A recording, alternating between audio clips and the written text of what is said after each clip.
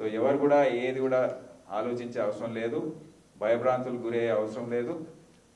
అందరు కూడా అలర్ట్గా ఉంటే కూడా సరిపోతుందని తెలియజేస్తూ, పరిస్థితులు ఏ విధంగా ఉన్నాయో అందరు కూడా పత్రికల ద్వారా, టీవీల ద్వారా, సోషల్ మీడియా ద్వారా తెలుసుకుంటున్నారు.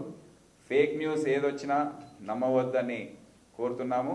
ఫేక్ న్యూస్ కంట్రోల్ చేయడానికి కూడా మేము అన్ని విధాలుగా చర్యలు తీసుకుంటున్నాం.